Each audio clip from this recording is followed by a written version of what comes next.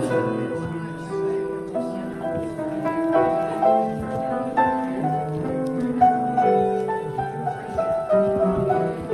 you worship today? Your worship?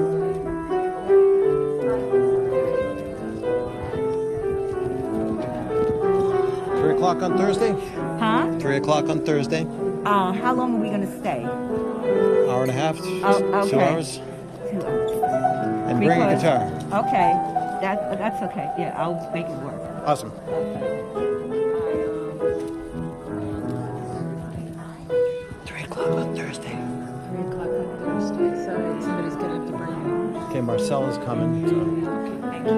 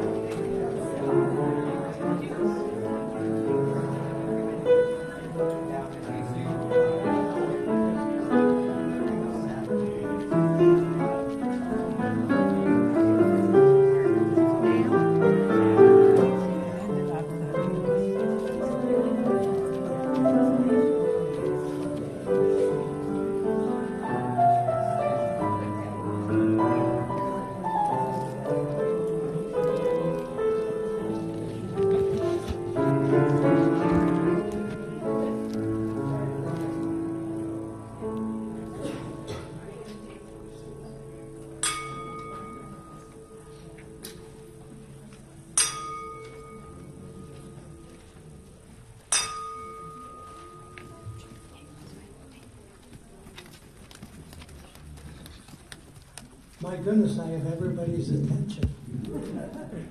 Before I light the chalice, I want to mention someone who did this chalice a lot and did it complete justice. And her obituary is in the paper today, Irene Reed. So have her in your thoughts today. She was a great addition to this church. Okay, if you'll with me say that we're going to light the chalice. It's in your order of service.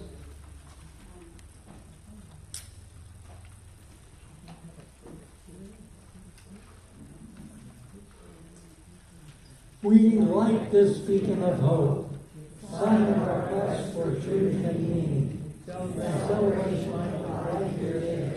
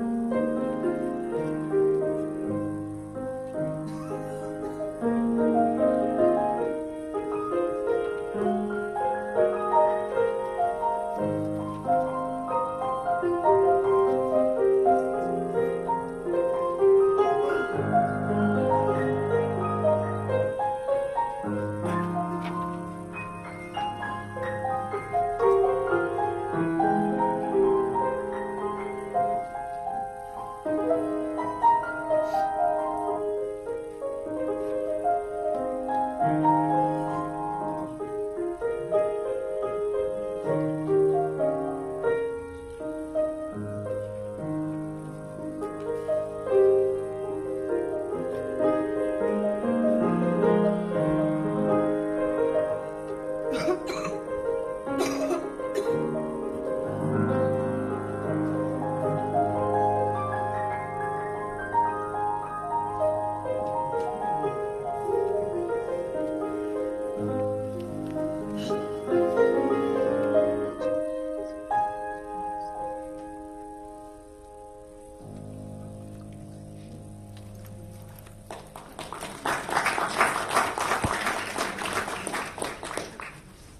morning, everyone. And I am delighted to be here to welcome everyone on this beautiful October day. Is that okay, David? Got it? Okay. We'd like especially to welcome anyone who is joining us for the first or second time. So if you are a visitor to us today, if you're willing and able, we invite you to stand, give us your name, and tell us where you're from. Is there anybody that's with us today that's new? Okay, come out and tell your friends. Bring them. In addition to genuinely welcoming everybody, we're also a very busy congregation, and we can always learn of upcoming things that are activities through the weekly newsletter, but let me give you a little bit of a Reader's Digest version of some things, and Ann Harrison will help me out with that too. In celebration of October being LGBTQ month, there will be a presentation on Saturday, October the 14th at 10:30 here at the church of a documentary regarding the era leading up to the Stonewall riots. This will be followed by a discussion led by Angelo Wright, who is the co-chair of Low Country Pride. There's also going to be 2 book reads that are coming up in the future. One is on October the 23rd, and will be sponsored by Low Country Reads. The book will be The Other Americans by Layla Lalami, and this will take place at Hilton Head Library at 5 o'clock. And Anne is going to help us with information about the congregational book read that will be coming up. Right. Right. Did you just mention the documentary? Yes. Yeah. That we're going to be seeing the documentary called Before Stonewall on October 14th. Kind of as a follow-up to that, we, and in the process of getting recertified as a welcoming congregation, we're going to ask anyone in the congregation that would like to participate in a congregational book read to get the book called The Stonewall Generation. And it's a book, it can be purchased by the UUA bookstore, it can be bought on Barnes & Noble, or Amazon or whatever. The information about that is all on that piece of paper that was on your seat this morning. Or if you would like, I'll place a bulk order and we can get a bunch of books all at the same time. But that book is about, it's a compilation of stories of people who were alive and involved in the riots in 1969, Stonewall, and then what they did with their lives after. And Mary Lenny, who's right back there, wave her hand, Mary Lenny and I are going to lead the discussion about that book, and it is a discussion guide that has been given to us by the UUA. So we're going to follow that lead and use the talk back on November 5th as the time to discuss that book. So if you'd like to purchase that book and you're interested, you can let me know and I can order it for you. And that's about that. Oh, and so while I'm here, I will also say that on October 21st, we're going to have what's called a trunk or treat. And some of you may know what that is, but basically what it is that I need to have about maybe a dozen of us that would be willing to come on Saturday, October 21, to our parking lot with your car, park it in the parking lot, and open your trunk. And we'll fill the trunks with treats or Halloween, holiday, fall things. And we will be inviting people from the community, particularly from the apartment complex next door, and hopefully generate some interest in young families that will bring their children here through our parking lot, that we can also maybe tell them a little bit about who we are and have a little fun. Kat Duncan, who is not here today, is going to help with that. And so we're going to make some little, maybe we'll do some face painting, we'll do some making little bird feeders or something like that. We'll do some other crafty kind of things in the parking lot from 3 in the afternoon until 5. Tricky thing about that is that at 6 o'clock we have a dinner that she's going to tell you about. So it might be a little bit of a switch gears. And it would be fun if the people who are participating could come in some sort of a non-scary, friendly costume. Okay, and then also, since I'm here, the Pathways to Belonging, Path to Belonging, the next session is about to begin in October. And I have been emailing with a lot of you. I see Chris and Marianne back there, so I will talk afterwards. But I know that there's a lot of interest in it, so please, if you are interested in finding out some the information that will help you to make a decision about becoming a member of UUCL, then just email me or see me after, and we'll get the list together. And that's coming up October 15th, 22nd, and 29th. And for those of you that have already been talking to me about particular classes that you can't attend, especially that last third one, we seem to have kind of a little group forming that just can't make that last one. Charlie Tyler and I will work out something so that we can, everybody will be able to get the information and we'll be all together. So, not to worry about that. And one final announcement is that we just got our new congregational banner that Beth and I are going to hold up so you can see.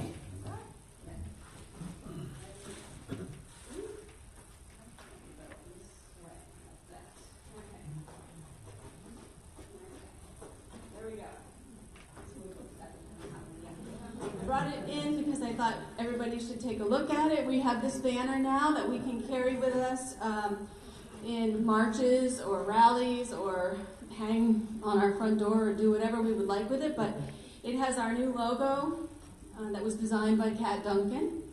It also has our QR code that someone can hover their phone over and get right to our website.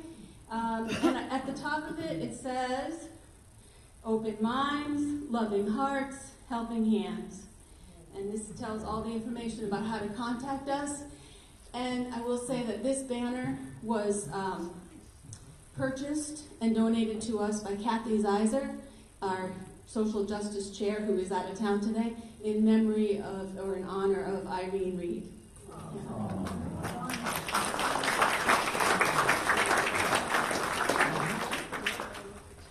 I'd like to remind you about something that was mentioned before, that we're forming a writing group. If you have any interest in that, please see either me or send an email to the UU administration email address. We have quite a bit of enthusiasm for that. I'm very excited. So if you have any interest in any kind of writing or want to talk about writing, please let me know. It's that time of year again to start round 4 of these small group dinners. These are going to meet November through May, and as before, you can choose to do potlucks in homes, or you can dine together at restaurants, or you can do a little combination of both. The groups will number about 6 to 10 people. If you're interested, you can pick up a form in the vestibule, fill it in, and put it in the orange bin. In keeping with the October pumpkin theme, it's the orange bin. If you have any questions, please contact Lynn Nordenberger. This is an absolutely wonderful way to get to know members more. On the same day that Ann was talking about trunk or treat, she mentioned that at 6 o'clock we will have a welcome back congregational dinner here at the church.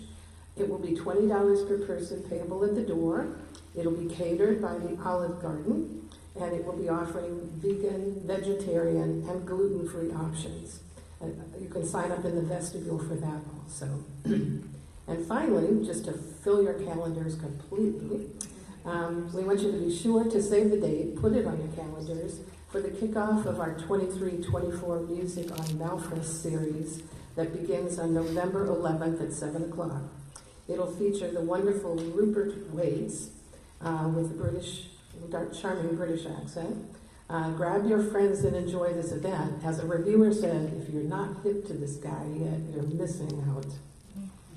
At this point, I would like to welcome Dick Hood. Good morning. We are an active congregation, to say the least.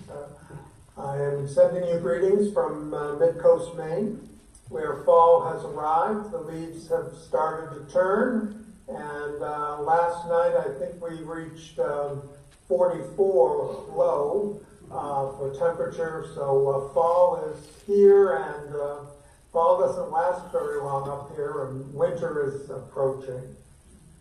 Our opening words are from an anonymous.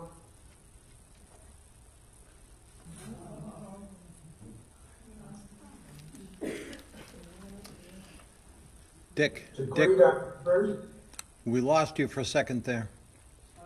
lost me for a second. Start the opening words again. Okay.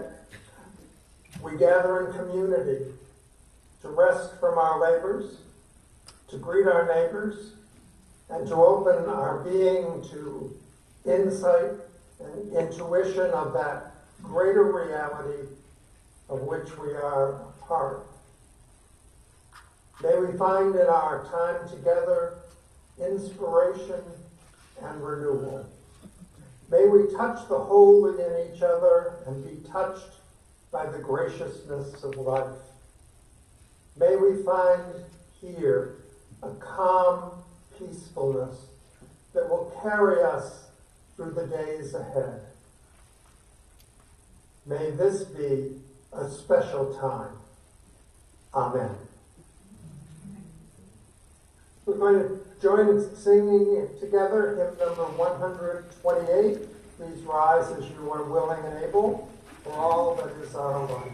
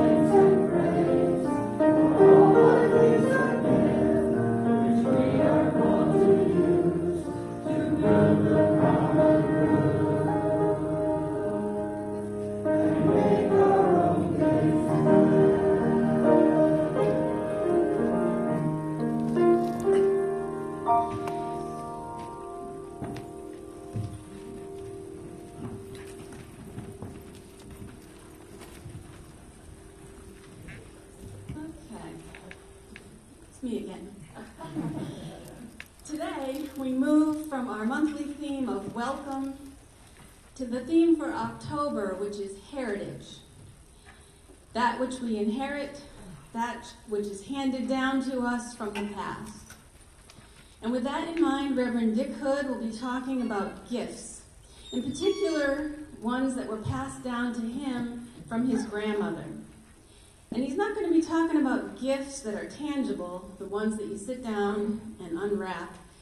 He'll be talking about the ones that come from people in our lives who spent time with us when we were growing up and taught us things that we now treasure as adults. Well, I certainly could talk about how I've been influenced by the people in my family who came before me, but since you're always hearing from me, I thought this morning it might be nice to hear from others.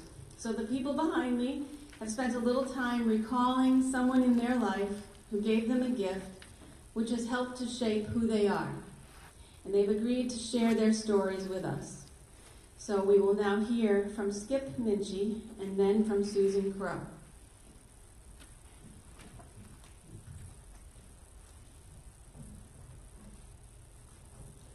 Good morning. I'll just give you a little short background of where I was when I described this story of my relationship with my grandfather.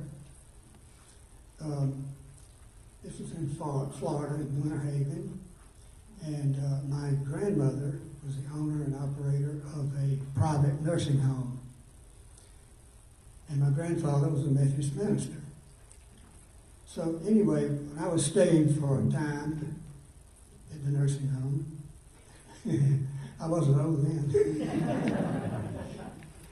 Anyway, I spent a lot of time with my grandparents, and when I was down there for a while, I came down for breakfast one morning, and my grandmother said, when I announced that I was ready for breakfast, she said, "What do you have to say?" I said, "This is the day the Lord has made. We'll rejoice and be glad in it." She said, "All right, how about some grits and eggs?" So anyway, one morning when we went through that ritual and had breakfast, my grandfather asked me if there was something special that I wanted to do that day. Sensing that a good offer might be on the table, I said I would really like to see Walt Disney's movie, Song of the South. I had read the book about Uncle Remus with Brer Rabbit, Brer Fox, and all those folklore animal stories, and I really wanted to see that new movie. My grandfather said, "Good idea. Do you have any money?" Well, we both hand searched our pockets and came up empty. So he says, "Well, why don't we just go fishing instead?" Well, that was a pretty doggone good offer because my grandfather was a great fisherman, and there was always a lot that I could learn from his techniques. So we're out in the rowboat. I did the rowing on that lake because I knew where all the best lily pads and grasses were. And we were fishing away, and then my grandfather begins talking to the fish. And it was, just things like, "This is a great piece of filet mignon I've got on this hook for you." And anyway, he would just continue with that. And it seemed to me like the more he talked to those fish, the more we caught. I know you're going to laugh about that, but that's the way I remember it, was that we just caught a lot of fish as he was talking. So at some point, we decided it was getting a little hot out there, and he says, "We've caught enough fish for one day." And going back, he said, "It's going to take a long time to clean these fish, but I've got an idea how we might avoid that." He says, "Why don't we take these fish downtown to the grocery store and see if they would like to buy some fish right out of the water?" I know you see what's coming next. My grandfather delivering a life lesson. He didn't explain it, but gave me an opportunity to realize that there's always more than one road to get you where you need to go. If the first one doesn't work, you just try another one. But he, as I say, he didn't really explain that to me. He knew I would either catch on or not. So between the wisdom of my grandfather and then Joel Chandler Harris, the creator of Uncle Remus, I wound up with a day just chock full of life lessons and some memories that have endured for about 80 years. And that's all I've got to say about that.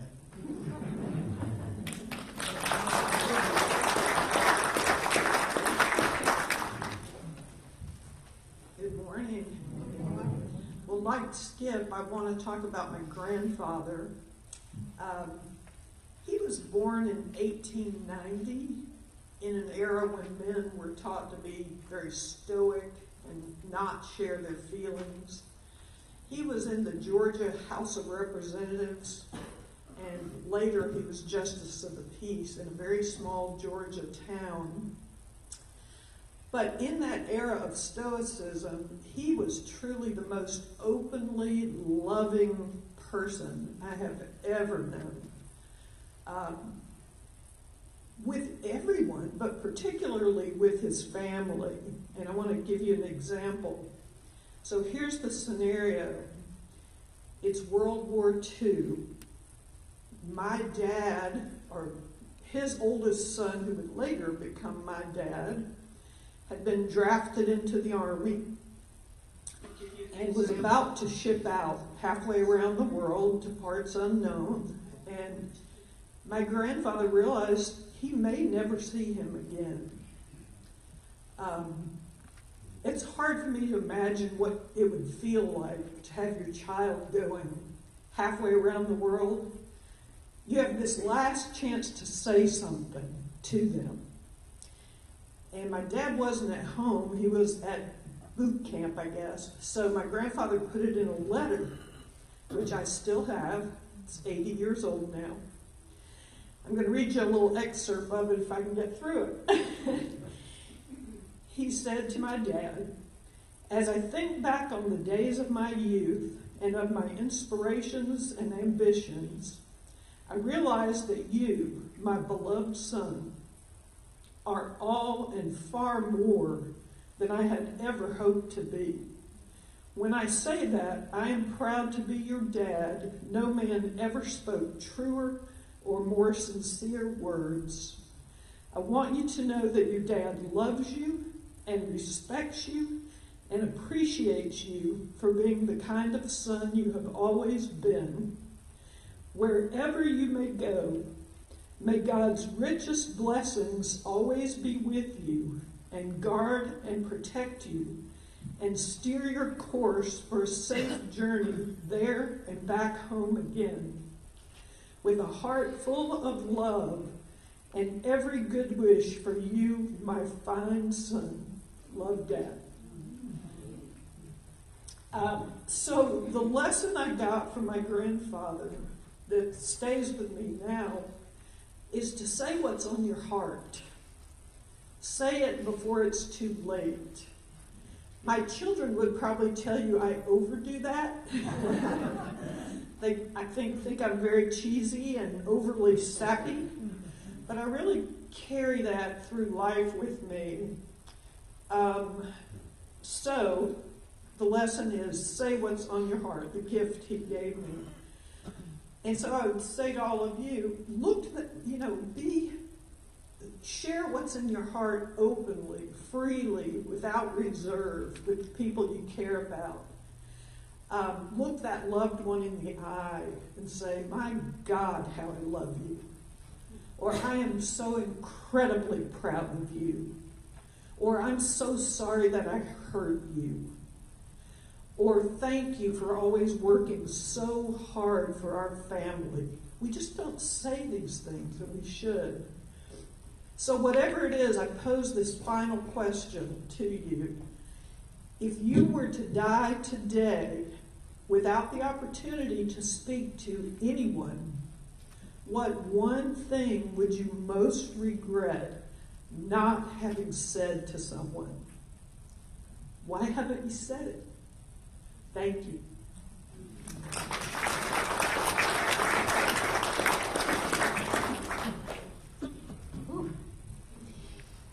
So I read somewhere that ancestry is about what you are, while heritage is about how you are. So as we begin to focus on heritage, let's think of the gifts that we have inherited, those values that have been handed down to us from the past, and how all that we have been given has made us who we are. And the children will now leave for Sunday school.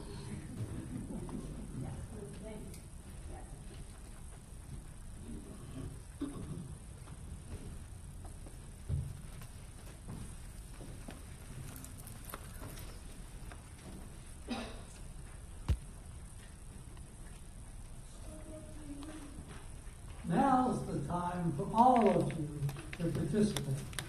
So we'd like you to share from your abundance, and we're going to pick up the offering. And if you're visiting us, let the baskets pass. Your presence is enough.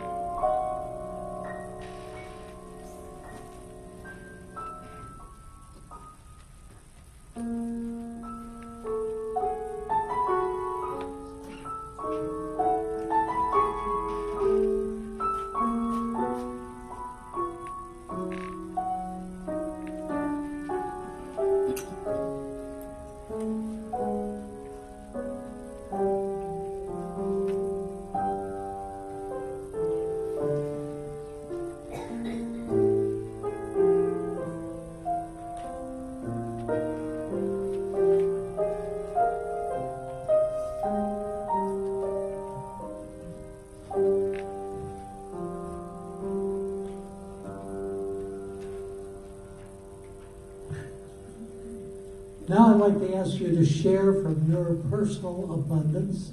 We take a collection and we share it with the Sandalwood Food Pantry. And we end on the list now with the Bluffton Self-Help. So if you'll place those on the table in the rear of the room, it ends up in those two places.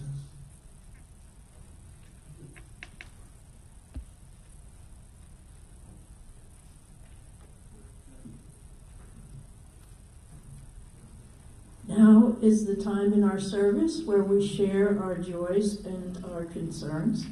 If you have a joy or a concern that you would like to share, please come forward, give us your name, and briefly share what your joy or concern is. This is such a loving community, and when we share our joys, we find that they are expanded, and when we share our concerns, we find comfort in one another. Take a stone from the basket, share with us what your joy or concern is, and then place the stone in the cairn. Please, no political statements or announcements. Thank you.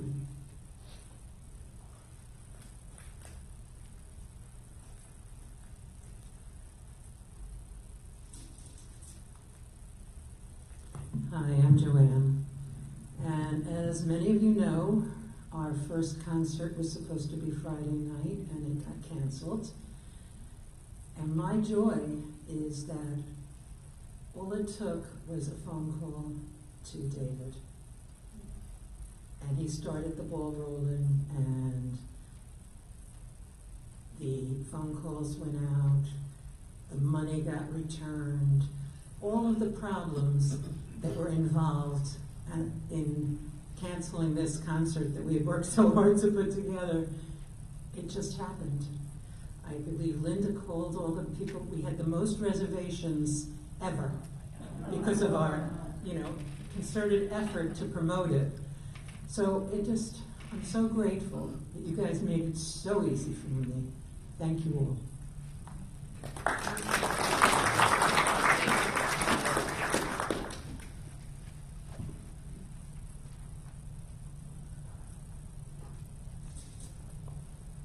I'm Steve.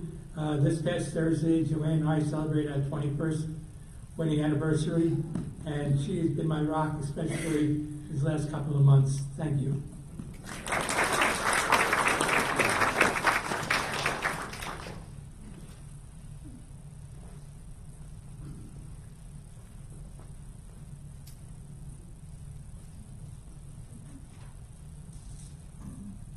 Hi, I'm George. In the absence of Kathy Zeiser, our social justice chair, I wanted to announce a great joy that, as you know, we are to be represented this next month at the South Carolina UU Justice Alliance Fall Festival in Columbia. And we hadn't had somebody able to volunteer because of various problems in their schedules. But I just wanted to announce the great joy that Clay and Lynette Bernard will be representing us this month, and thank you very, very much. They will be taking the banner with them to display pride in our UUCL.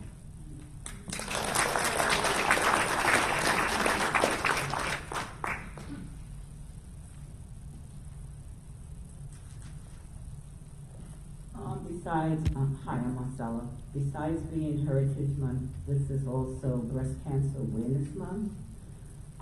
So once again, I beseech all the women out there, and men, all right, to please check yourselves, and if you haven't gotten the breast exam or had a mammogram, please do that. I know it hits very close to home for me because I have a friend whose young daughter, is suffering from breast cancer because of not going to have her mammograms and checking herself as required, and she's really, really, really struggling. So please, please, please, please, get your mammograms.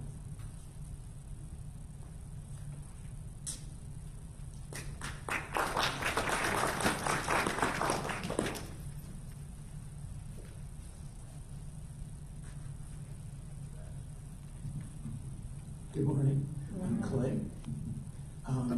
Last week, Lynette and I had the opportunity to go to D.C. and go back to the Holocaust Museum. We were at the Holocaust Museum maybe 20 years ago. It was very crowded, and it was hard for me because there were so many people and the long kind of written messages. And so we went back this time, and it wasn't crowded at all. We could go much, much slower. And it was really hard. There would be times my body would get so tight, I had to sit down and meditate, go back inwards to get my muscles to kind of chill out and relax. But at the very end, there's the Hall of Remembrance. It's a hall about this size. It's in a circle. And in the walls, they're all dark. There's candles burning all across this circle. And the top 20, I thought there were maybe 4 or 5 concentration camps, but the top 20 concentration camps were embedded in this black wall. You could barely see it.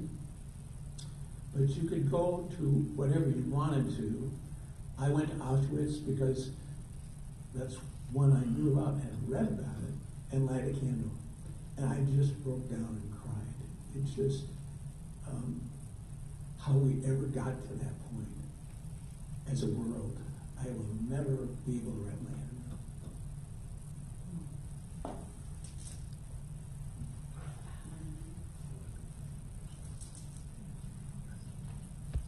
I will place 2 stones in the cairn for the joys and concerns that you still hold in your hearts.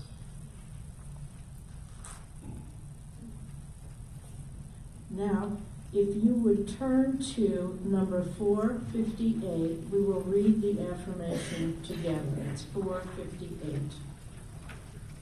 Mindful of truth ever exceeding our knowledge and community ever exceeding our practice, reverently we covenant together, beginning with ourselves as we are, to share the strength of integrity and the heritage of the Spirit in the unending quest for freedom and love. And now we will have our sermon with Reverend Dick Hood. Thank you all.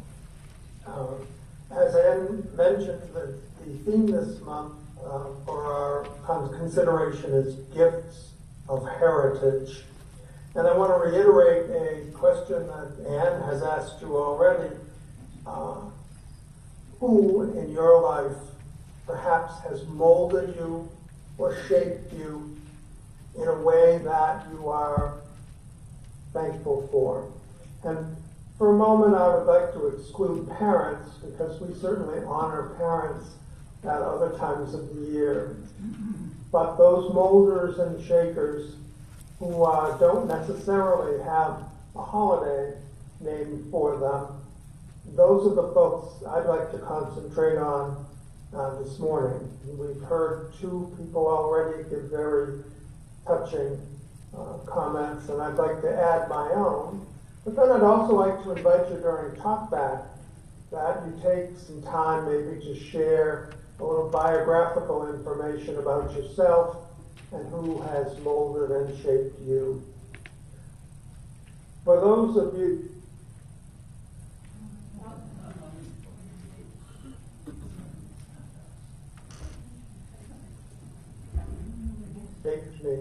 the answer is my grandmother. My grandmother was a very special person in my life. In fact, as I reflect back on it, as I thought about it for today's sermon, she's really the one, probably more than anyone else, who somehow steered me into the ministry. Even though she never, to my knowledge, to my memory, ever mentioned it, it was really the example of her life that sent me in the direction of being a minister. I don't remember a single material gift that my grandmother ever gave me. She certainly gave me presents on my birthday and at Christmas. I have no memory of those whatsoever. But I do have memories about her life and how she lived.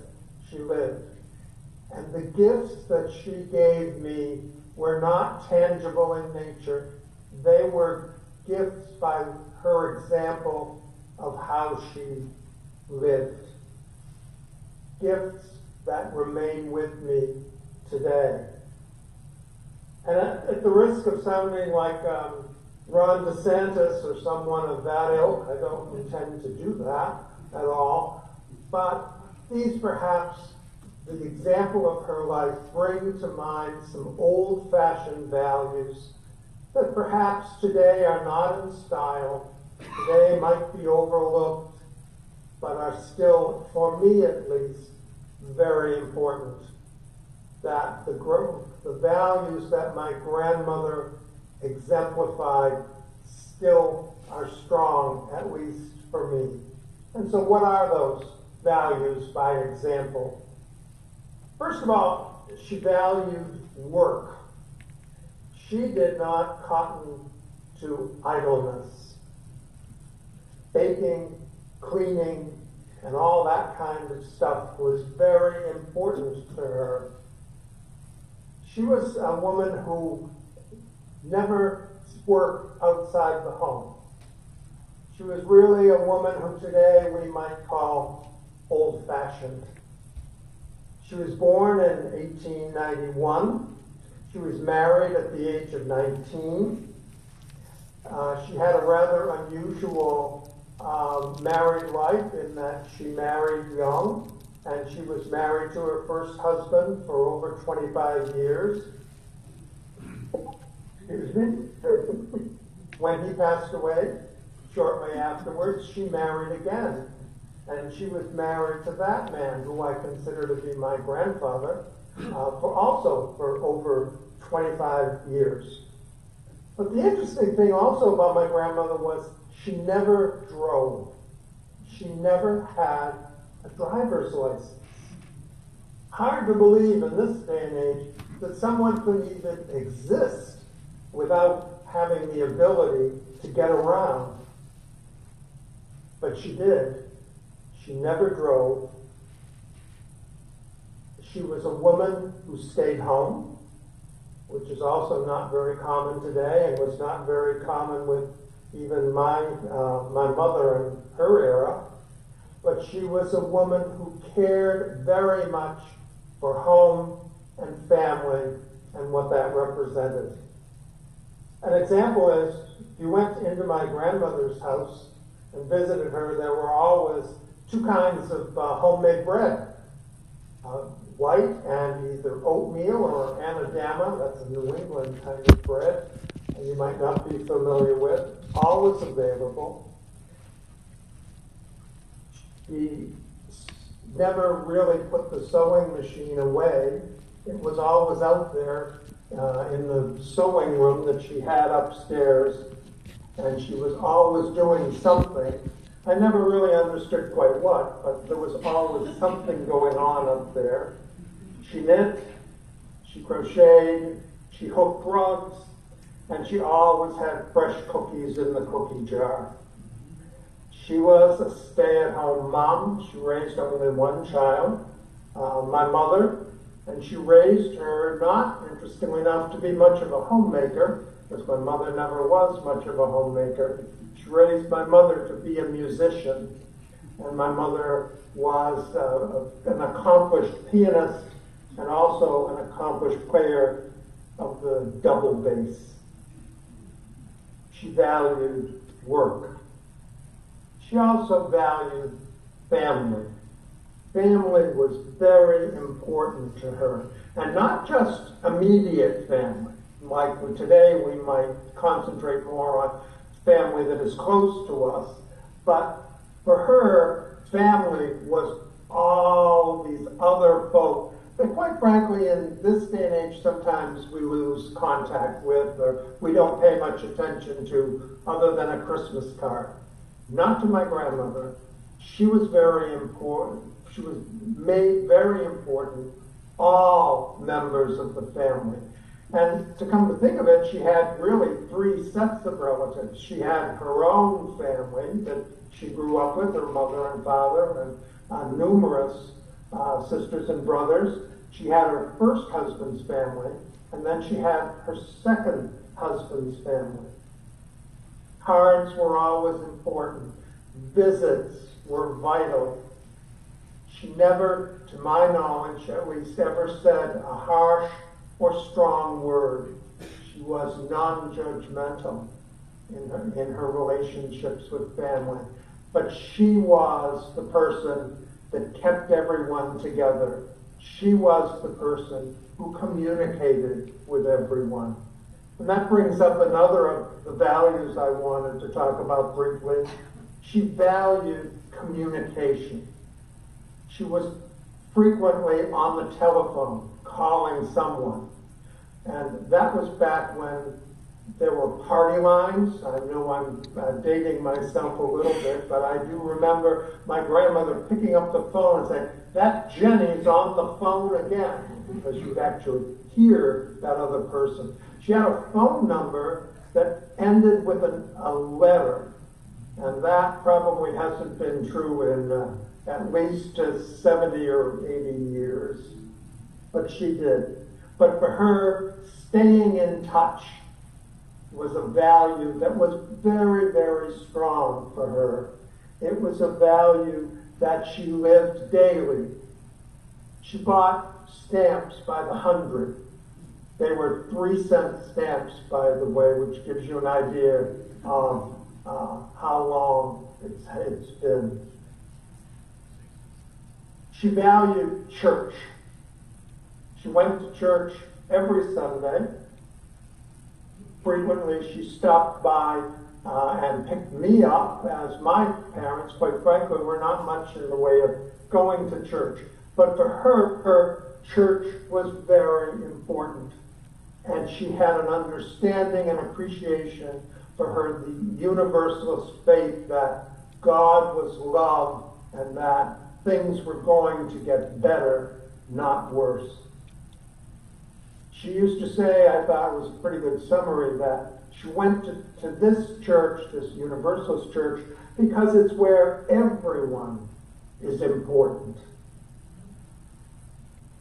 She also had a sense of church of what today we call community. A little different word, not used really back then when she was alive in the same sense that we use it today. But she really saw the same thing. She used to say she went to church because, quote, and I remember these exact words, it's where we look out for each other. That is, in a nutshell, is community. This woman, those values, that life, somehow ingrained in me my own, at least in part, sense of values and my own life. They are everlasting. They'll always be part of me. But the story doesn't end there. My grandmother died in the mid-1960s. And shortly thereafter, I learned, quite by accident, that my mother, Cora, her only child, I'm confusing you here, my grandmother, Cora, her mother, my mother, her daughter, Helen. Helen was adopted. Cora was really not my grandmother. And in fact, Cora was not a blood relative of mine in any way. 55 years later, I'm still trying to process that revelation.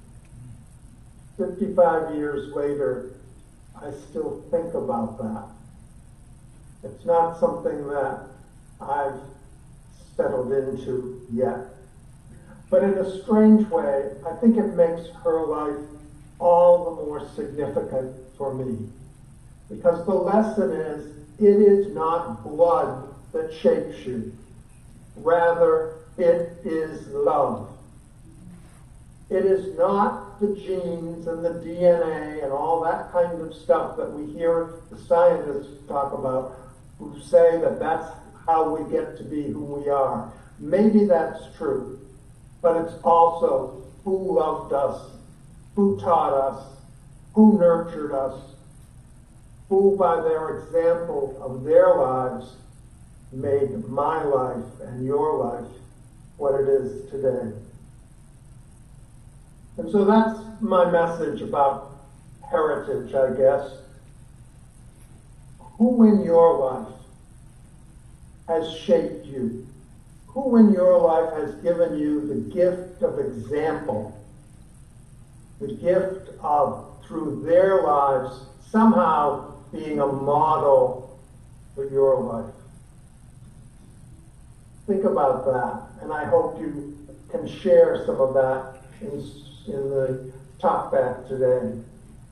Because, as was so stated previously, we need to be thankful. We need to appreciate the gifts that have been given to us. We need to offer profound and everlasting thanks in the life that we lead by the example of someone else. Amen.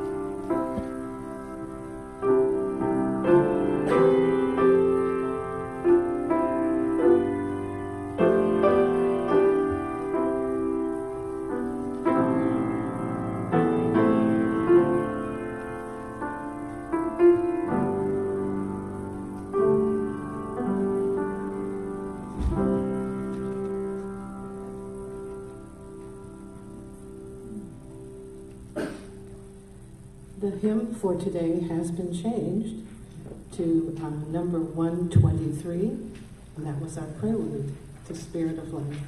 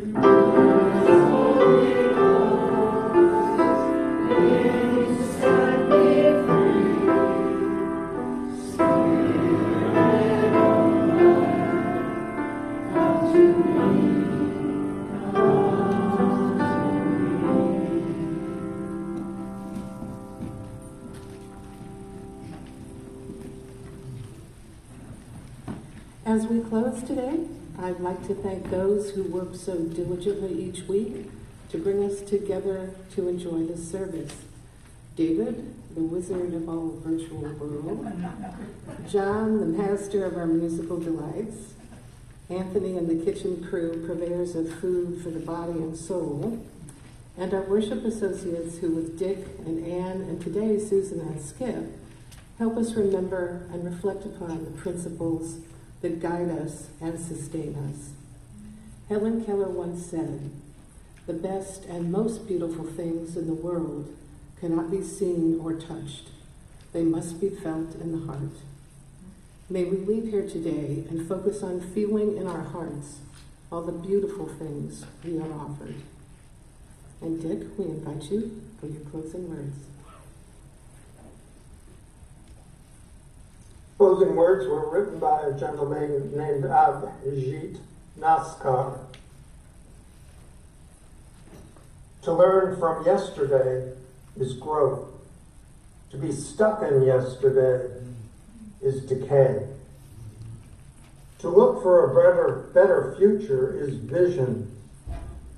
To be stuck there only causes dismay. Glance at the past. Aim for the future, but keep your feet grounded in the present. So be it, and amen.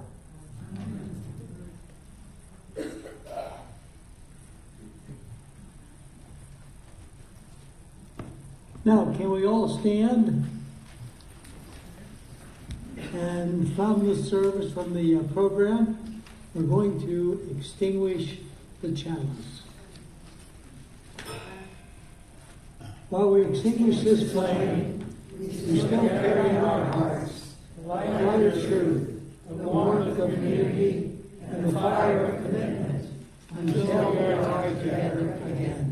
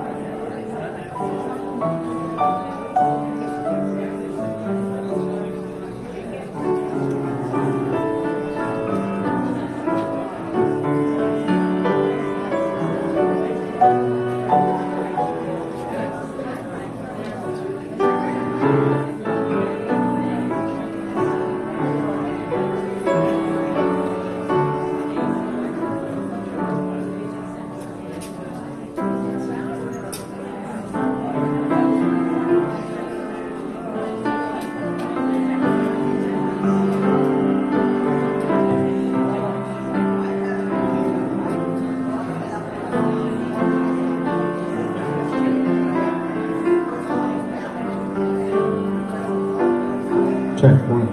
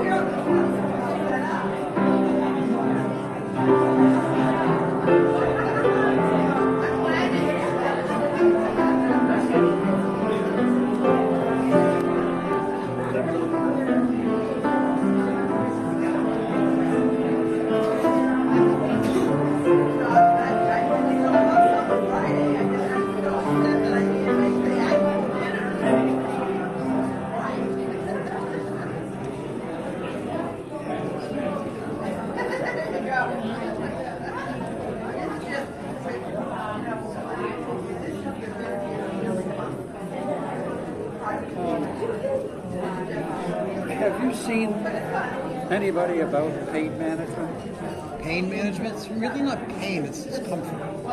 It's like I'm talking and not even chewing and I just get this.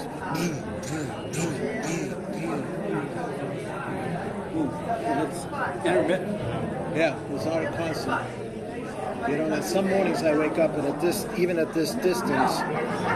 Hold on. Let me turn that.